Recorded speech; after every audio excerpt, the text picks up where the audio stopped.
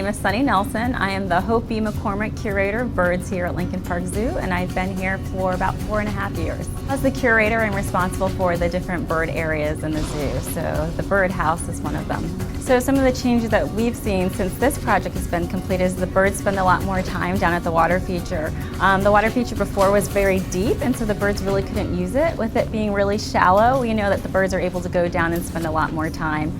We've even introduced a couple new species to the exhibit, which has been really exciting. They're from different parts of the world, all of these birds, but they inhabit the same habitat. So the exhibit name is the Tropical Forest Exhibit. So all of these birds, you'd be able to find them in a forest habitat.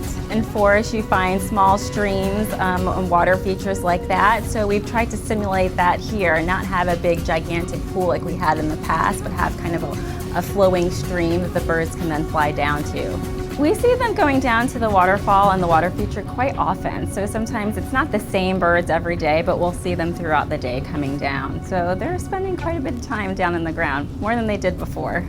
So we've added 2 new species of birds here. We have a white-rumped shama thrush, which is a smaller passerine that you'll see behind me, and then there's also a Palawan peacock pheasant. He was the ground bird that I wanted to add. With the pool being so deep before, we really couldn't have a lot of ground birds in here.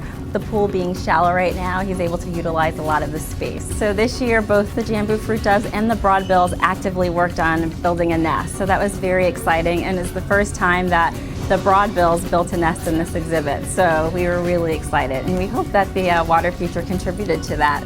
So after this project, looking at our water features and other exhibits, it has got me thinking about what we could do differently and how we can change things as we move forward. So yes, it's got me eyeballing a couple of other spaces and exhibits. Well, this definitely hasn't been a scientific test, but I do think people are spending a lot more time at this exhibit. Before, it was a little bit dark. It's really opened it up since the work has been done, and we find that people are spending a lot more time looking at the birds in the exhibit and probably listening to the water as well. It sounds really good.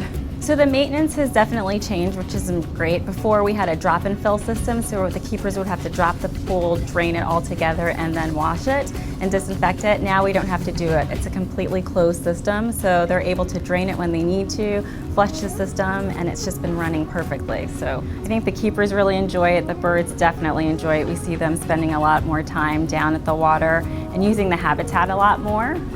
So that's been really interesting and fun to see. So creating these successful habitats here also sends the message of what people can do at home to help birds and help wildlife. Having water features such as this, having a stopover and a place for birds to eat, feed, rest is a great place. So hopefully people will see this and think what they could do in their backyards as well.